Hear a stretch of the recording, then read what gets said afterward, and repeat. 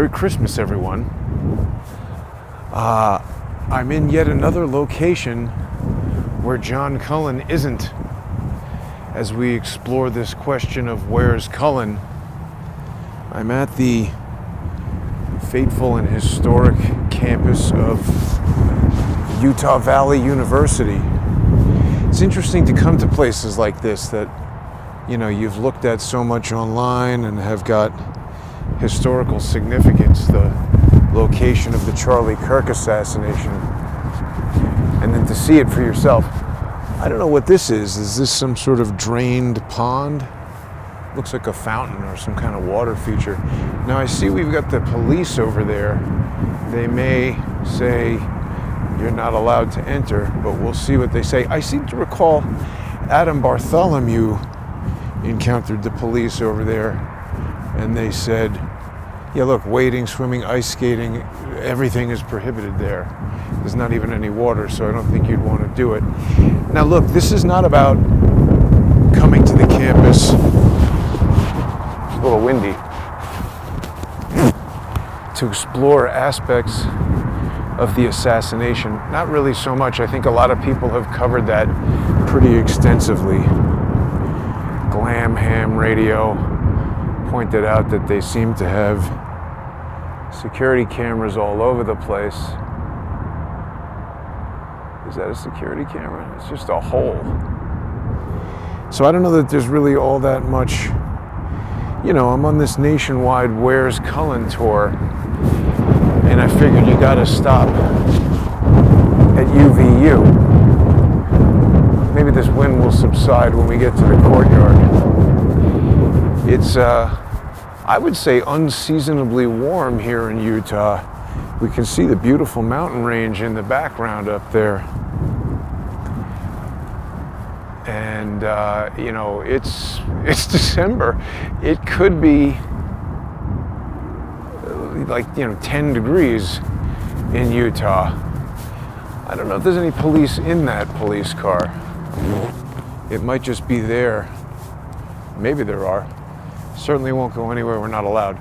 This is something I've wanted to examine firsthand. We did have Adam Bartholomew over here several days after the incident up on this gravel pit to see if you're able to. So, I mean, this is right where Charlie Kirk was. And I mean, the question is, if you're in there, would the person standing behind this tunnel have been able to get a shot at Charlie Kirk? There is no policeman in that police car, and there's no thing here that says you cannot enter, so I don't know if you can or can't. I mean, there's nothing stopping. Anyway, I laid out yesterday all this stuff about Cullen and the evidence and everything. But for a minute, let's talk about Charlie Kirk, and was he shot from behind by a low muzzle velocity PCP gun? So he would have been potentially somebody hiding right here. Could they have gotten a shot? I don't know. You know, we've already seen how they've replaced these panels. It's quite obvious that this panel right here is a different color and much newer concrete. I mean, it's certainly coincidental that that thing was replaced. That certainly looks like it could have gotten a shot at Charlie. It's all very strange, and it's, again, another one of these things that we'll probably never know the answer to. Now, people have presumed that this is a security camera. Is it? It looks like it certainly could be. Security camera or lights. Can people see in there? Is it lights or is it a security camera? This is something removed from there.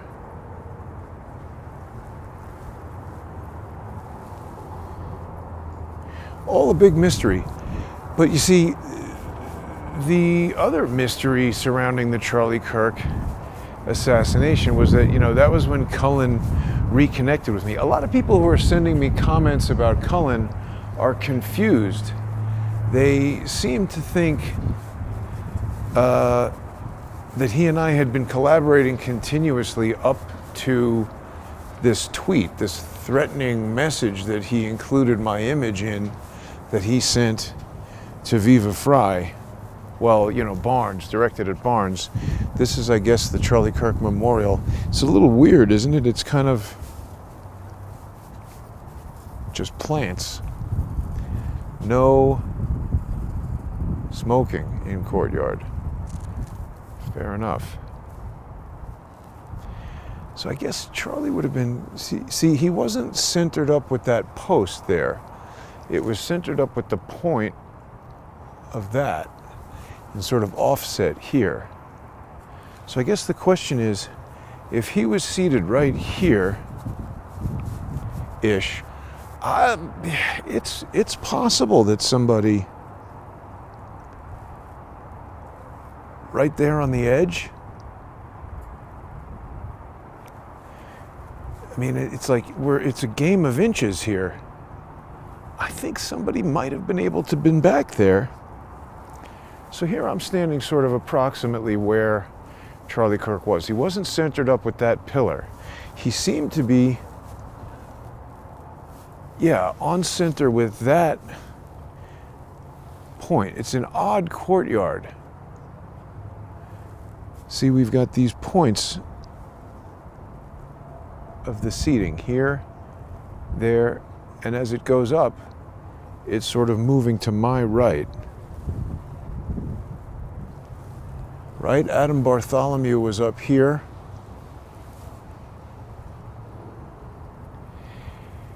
And Cullen did something very deceptive with his, science. He got very angry when I was doubting his drone. He got very quickly onto Charlie was shot by a drone. I don't think so. I really don't. The question is, could someone right over there on that gravel pit, if this is where Charlie was, it's very difficult to know. I guess we'll have to look at these stairs. We might be able to make his position. So I'm standing now, these stairs, where was Charlie relative to those stairs? And this no smoking in the courtyard. Somebody should be able to triangulate this. Not those stairs, these stairs, because this line on the front edge of those stairs, if this is where Charlie was seated, the question is, could a bullet have made it from right there?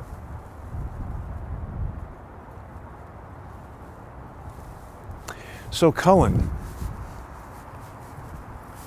he and I initially had a falling out in December of 2024. I think I've mentioned this in one of the other Where is John Cullen videos. Campus is very empty today. Obviously, everybody is home celebrating Christmas with their families, you would think. Somebody's there.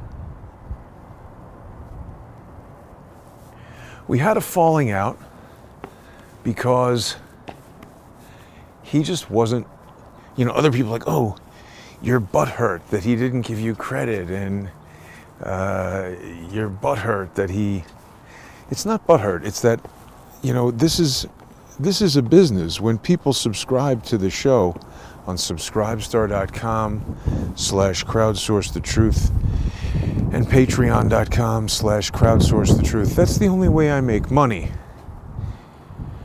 Well, also crowdsourcethetruth.substack.com, and following me on X at JG_CSTT. So when I have co-hosts, regular co-hosts like John Cullen, what I offer them is a fully produced show. They just have to call in by Zoom, share their information. They get a fully produced show, a protected stream that is not easily stolen. They can put it on their Substack, their Patreon, their Subscribestar. It's very appealing to a lot of co-hosts. David Hawkins loved that. John Cullen, all the different people I've had over the years have enjoyed it. And it's, I don't ask them for any money. Remember there was a guy running from over here and people were like, oh, he's the shooter, whatever. I don't ask them for any money. I provide the show. I provide the stream.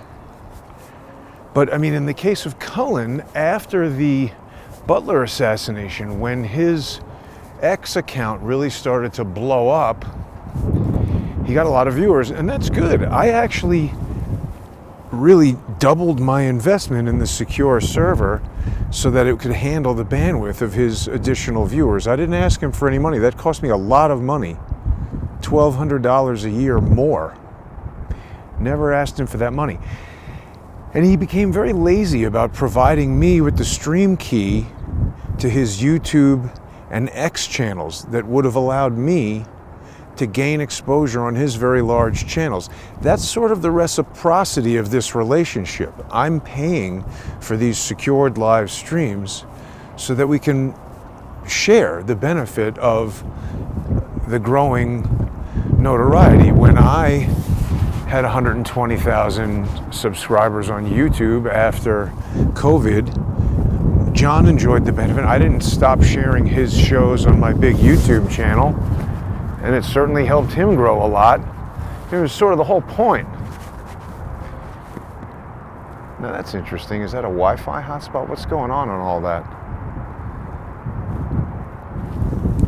But in 2024, when he started becoming really lackadaisical about sharing those stream keys, you know, it was difficult to handle. I had obviously made it clear that I wanted him to do that, but when he didn't provide them, I couldn't force him to do it. And he was just becoming very difficult to deal with. A lot of people noticed he was insulting on the show, treated me like I worked for him, and he's shitty to his employees. He's a real bossy. I've seen it happen a lot in Hollywood, you know, with people when they gain notoriety. The notoriety goes to their head and they become jerks. And for a while, I was kind of like dealing with it, but we reached a break point in December of 2024, and I just sent him a message saying, hey, I'm ending our collaboration. I was surprised that he didn't call me or email and say, oh, wait a minute, you know, what did I do to upset you? Why don't we work this out? But that's how it was, and we just went on our separate ways. We've already looked at this with Adam Bartholomew, I think. Clearly, this is not a vent that a drone could fly out of. I mean, that was just stupidity from Blake Bednar's. I don't even think those guys are serious investigators. It's just putting out nonsense, paying for footage from UVU Review. I thought about coming here on another day and try to talk to people from UVU Review and stuff like that, but they're not going to want to talk to me. They're not going to want to, you know, Samir Masi doesn't want to talk about how he sold footage to Blake Bednar's or why he's pretending to have recorded that footage from over here. Why would somebody want to associate themselves and lie to associate themselves with evidence in a murder investigation? I can't understand that. There's a lot of things about this Charlie Kirk murder that I can't understand. It seems in many ways more sophisticated and more complex even than the JFK assassination. People saw I went to the Rand Corporation the other day, and I've been getting a lot of messages from people about the Rand Corporation. It seems in many ways to be kind of the template for these public-private partnerships, as they call them. The Clinton Foundation, Turning Point. See, that's the Hall of Flags in there where, I guess, right? Well, that's the Hall of Flags up there. I don't know what this is, but that's where we saw some video from in there of a guy running across the roof back here. You know, all those video releases, they seem very staged. But I bring up the Rand Corporation because it seemed to really ramp up in very close time proximity to the Air Force. And the Air Force was created by the National Security Act, same thing that created the CIA. So it's approximately from here, or maybe here, where we have this video of Charlie getting shot from behind by a low muzzle velocity projectile that I feel pretty confident was shot from a PCP, a pre-charged pneumatic gun. And the thing is, I don't know why they created the Rand Corporation. I don't even know why they created the Air Force. Why didn't they just leave it the Army Air Force? Seems like the more bureaucracy you have, the more wasteful it is. But that's how they did it. Maybe it makes it easier to hide stuff. Maybe it makes it easier to get money or steal money. I don't know, is there anything else here that we can kind of go back and look at the Charlie footage and figure out exactly where he was sitting and figure out if that position over there, someone hiding, you know, where that guy Farnsworth or whatever his name is, he was up there. It's a strange place to go. But anyway, the Rand Corporation, a lot of money goes to that thing, and it advises the Pentagon and writes reports for the CIA. That's where the Pentagon Papers came out of, and lots of intrigue and spy stuff coming from there. The Clinton Foundation, we don't know what happens with that money. You know, there was a foundation that was created that Oliver North used to send all the money for Iran-Contra. I guess I knew that, but you know, Charles was telling me about it the other day, and I don't know that I've ever really thought about it that carefully. It makes me think more about Turning Point USA. A lot of people hear, oh, they're doing weird stuff with money. Charlie Kirk is just buying mansions.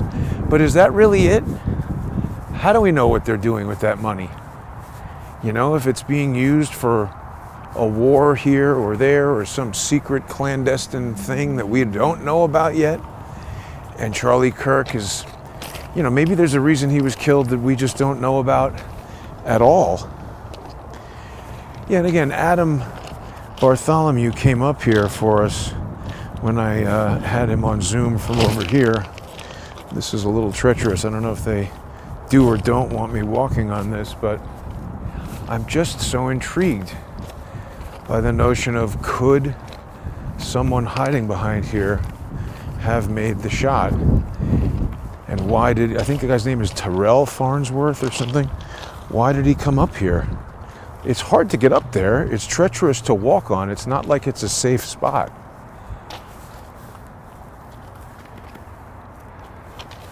Could someone hiding right back here have gotten a bead on Charlie? Or would the tent be in the way? I just don't know. It's quite a difficult question to answer. But yeah, I mean, these nonprofits, they're used to move money around in all kinds of ways for all kinds of things. And the thing is, it's like a network, right? A nonprofit can give a grant to a nonprofit, and there's no tax paid on that money on either end of the transaction. Think about that. You know, if your business hires another business or gives money to somebody for something, you pay corporate tax on the money you earn, you pay it to them, and it becomes income to them, and they pay tax on it. If you have a network of nonprofits where nobody's paying tax on any of those, isn't it like a money network that you can just move millions and millions of dollars around? You know, I don't know. I just wonder. But back to Cullen. So we had this falling out in December 2024. We really didn't speak on the phone at all for 10 months. And then he called me up as if nothing had happened when I uncovered what I thought was drone footage in Adam Bartholomew's video that he recorded. And remember, it was that whole issue where the Bartholomew live stream got cut. I've seen a lot of social engineering around Adam Bartholomew's information, people trying to discredit Adam. He seems like a very honest guy to me. I should have called him, but you know, Christmas and everything, I'm sure he's busy with his family. He was just minding his own business, recording a live stream up here. He was recording the counter-protesters, he told us. That's what he likes to do. And I get it. That's, you know, I've done that quite a bit until it became a little too dangerous. I mean, I guess here they were more civilized. They're just college students. So he was up there, and he was kind of looking this way. So if there was some sort of high accuracy detection and exploitation system in play from the Hades jet, it would have detected Adam Bartholomew, just like any competent security system in place right now would know that I'm here with a selfie stick walking around recording a video, and they might wonder, who the hell is this guy? I mean, frankly, security here is pretty lax. I don't think NYU would let you walk around their campus like this. But whatever, that's how they do it here at Utah Valley University. But remember, Adam Bartholomew was rolling his live stream. He has a bonded, link aggregated array of multiple cell phones as well. I think he said he had Verizon and AT&T, and that's a pretty robust connection. He was live streaming for about 20 minutes with no problem, and then 1 second before the shot was fired, that was it. His live stream went out. That seems strange to me. It seemed reminiscent of that kid in the park coming up to me in Washington Square Park just a few weeks prior, and it led me to learn about the Bluetooth low energy exploit that can crash your phone, can end a live stream, can do all kinds of things. And it just seemed to me that somebody did that to Adam Bartholomew. And when I spoke to him and found out he had the triple redundant system with the recording, you know, he had only put it out on YouTube at about, let's see here. He would have put it out on YouTube at about 3.5 megabits per second. But his original recording was 15 megabits per second, much more data. And I was able to go in there. Well, I guess we have some Charlie Kirk tourists showing up now, or whoever these folks are. But when he sent me his full bitrate file, a lot more detail came out of that. And that's where we were able to see what appeared to me to be drones flying around. So Cullen called right away. You know, that drone material that I put out, it got a lot of attention. And, you know, Cullen, admittedly, he used to lament the fact that he had a kind of more limited portfolio than me. Cullen really had focused on Vegas, COVID, and the Butler shooting. Didn't really have the wide array of topics to cover. And it didn't seem like he really had too much of a leg up on any of the evidence from the Charlie Kirk shooting. So he called me right away and he wanted me on the show about the drone. But you see, what I was saying is these drones were conducting ISR, intelligence, surveillance, reconnaissance. I never said they shot anybody, and he got pissed off when I didn't get on board with his conclusion that the drone shot. So he somehow calculated that right over there-ish was where the shot came from. And he was saying it was in between this building and this building. And I said, look, wouldn't it be much more likely that somebody would be right on the corner of that building than a drone would be flying around? Sorry. Like right there is what I'm saying. Could somebody hide up there? It seems like they could. Now, also the other thing is, this is where Adam Bartholomew was. Remember, this area behind me was taped off with police tape. I don't know, we could look at the original video and see if this little feature was there, or if this is something that's been added since. It looks like a science experiment of some kind, solar, I don't know what. But yeah, Hall of Flags, I think Adam was kind of over here, right? Because that tree, it might have still had some foliage on it. Remember, there was a bird flying in it, and you couldn't quite see exactly what was going on that roof over there.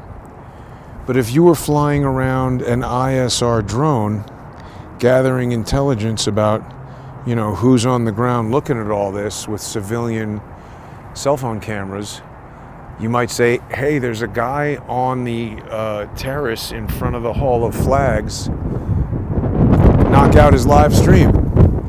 Boom, Bluetooth low energy, right on Bartholomew. Then when it's discovered that he actually recorded the incident and that I'm pointing out drones, that's when Cullen calls me. So the question is, did somebody activate him? I mean, he never called me.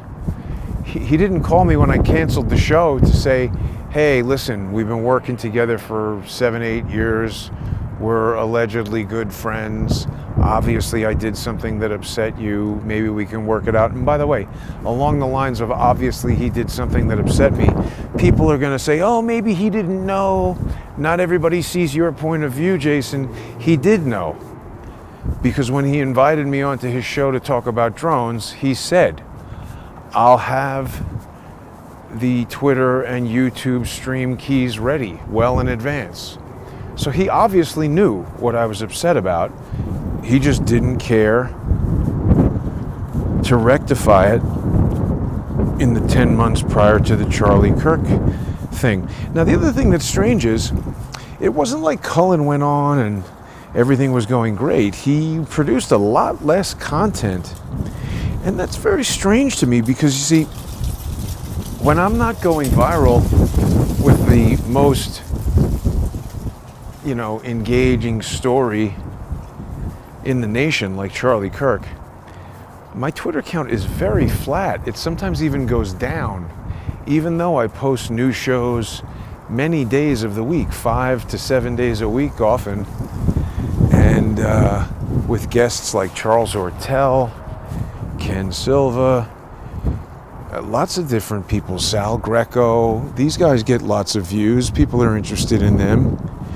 Cullen would sometimes go several weeks, certainly without any sponsor exclusive content, and sometimes even with no new content at all. Now, this appears to be where Samir Masi was having his pizza party, inside here.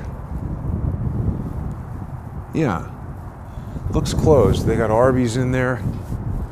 That's disgusting. But Cullen, he was going weeks at a time without any new content, and yet kept going up and up and up. Maybe people love Cullen and don't like me. That's possible.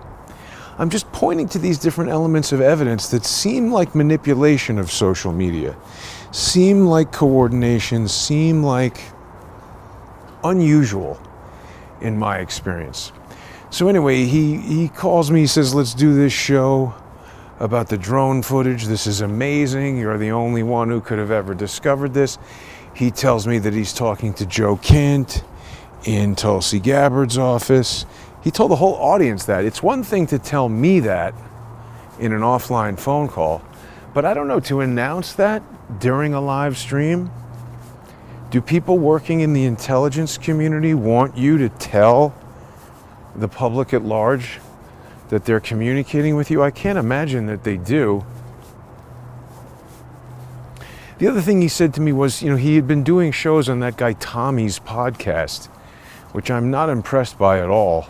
Seems to always have, Claire Lopez, and every person that guy has on seems to be associated with the CIA or former FBI or some kind of stupid nonsense like that. And there was some guy who was an special forces, something like that. And John said, oh, we're going to do a Discovery Channel show. I'll introduce you to them or whatever. I don't think he understands. First of all, even if that was true, He wasn't talking to Discovery Channel. He was very likely talking to some producer of Discovery Channel shows who wanted to pitch a show to Discovery Channel. You know, he was trying to entice me, like there was going to be money involved in that or something. But those Discovery Channel shows want to basically pay you zero, which I would have been fine with. You know, the exposure would have been good, but I'm not enticed by that. I mean, you know, part of the reason why I left Hollywood is that I had it with those Discovery Channel productions. I've done many of them. But, you know, he was talking about that. He was talking about Joe Kent. And so then when he came to the conclusion, and I thought it was very deceptive how he did this, he had this plan view, this aerial top-down view of this courtyard, and he put a red star over where his, you know, intersecting circles from the crack, bang, crack, thump, whatever the hell it is. You know, and he's like, oh, that's where the shot came from. Now, we've had Sound Freak, Matt, he says, no, crack, thump is, unless you know some other parameter, not as accurate as Cullen seemed to think it was. I was never really able to criticize those crack, thump mathematical calculations because I don't know anything about it. I'm not a math expert, I'm not a sound expert. But Matt, Audio Freak, he was, and he was not so impressed with those calculations. I remember when I doubted them, Cullen got super angry. This is science. This is math, evidence, blah, blah, blah. And I didn't get into it with him because he's just such a pain in the ass when you disagree with him. But the fact is, math can be wrong. If the input is wrong, you know, there's lots of ways that could be wrong. He could make a mistake. The videos that he got, in many cases, he didn't know the original source of. They could be manipulated.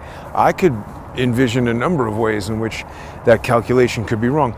But it just didn't make sense to me, and he had placed his red star over the intersecting point in a way that I just found very George Webbish. And what I mean by that is it was conveniently placed just right in the spot that obscured the evidence. Now, I don't know if I can actually walk back this way. I don't think I can. So he was just doing so many things that seemed so social engineering and deceptive that he had to get the heave-ho. And when he did this business with posting my picture in conjunction with tweets that were obviously being construed as threats, I found it so offensive that here he is cowardly hiding behind a fake name that he's told me many times he's done it specifically to prevent legal liability. Doesn't want to be sued. He said, I said, John, why don't you just tell everybody your real name, come clean, it's going to give your work a lot more credibility. Like he had taken off the hat and sunglasses and shown his real face. I was like, okay, this is a good step toward openness and credibility and honesty. Now why don't you go the full route and use your real name? Because he had always told me, you know, he wanted a flight radar subscription. I had to pay for that because he can't get a credit card. He doesn't want to give them his name. I told him, why don't you start a Wyoming Anonymous LLC and get a credit card under that? Why don't you use your real name and then that way you could start getting credit? He said, well, look at how many times you've been sued, Jason. So he was acutely aware of the legal liability that irresponsible things can bring upon you, or even when you're responsible, you can be held accountable. So that was his reason for protecting his own identity, but he obviously didn't care about being super careless with my likeness and my identity when he was sending messages to lawyers that could be construed as threats and represented to X.com enforcement or trust and safety and their attorneys to present that as threats in an effort to get me removed. He didn't care about that. I was so offended by that, having helped him so much and done everything to build his platform. You know, I paid for all those subscriptions. And also when this Egyptian jet thing came up, he was like, oh, hey, why don't you get a $500 subscription to Flight Radar so we can go back all this and that time. And you know what? When I got the subscription to Flight Radar, and downloaded the jet flying over Lake Utah, all that information. Before I sent it to him, I said to myself, oh, maybe I should just tweet this so that like I'm out with it before he is. And I said, no, I'm not going to do that. I made a whole video, screen captured a video and sent it to him. And he made videos about that. And everyone's like, oh, John discovered the jet. It was actually Blake Bednar's who made that first video about the jet. So I'm glad I didn't try to claim a scoop on that. I had no idea who first came up with it. But it wasn't me, and I'm not into stealing people's thunder. I'm into doing my own original reporting. Huh. How do we like those pyramids on there? Pretty interesting. He just behaved in a way very deceptive. Not good. And I mean, he should make an announcement to his subscribers, let people know, is he ever coming back? He told me he's quit.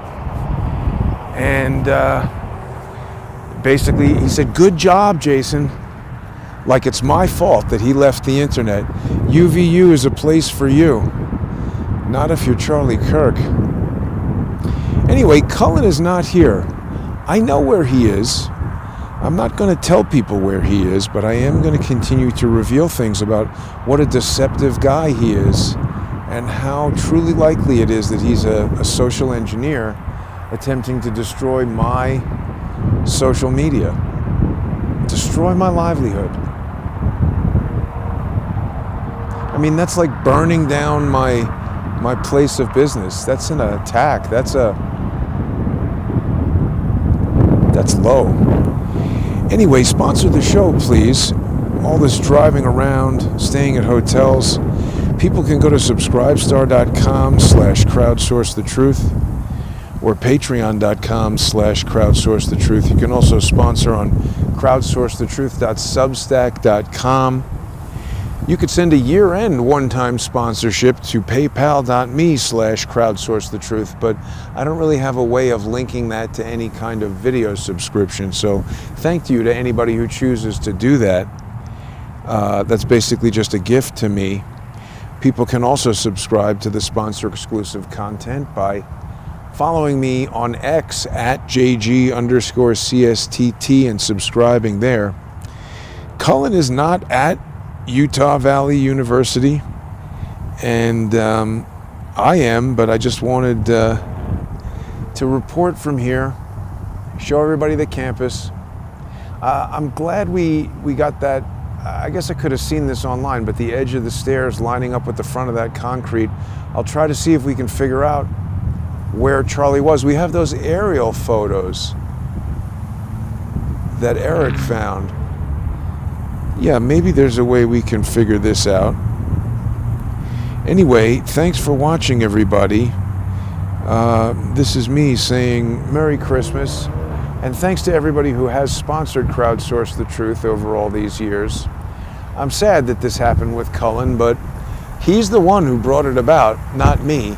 I'm doing all of this reporting on him because this is my counter-social engineering effort.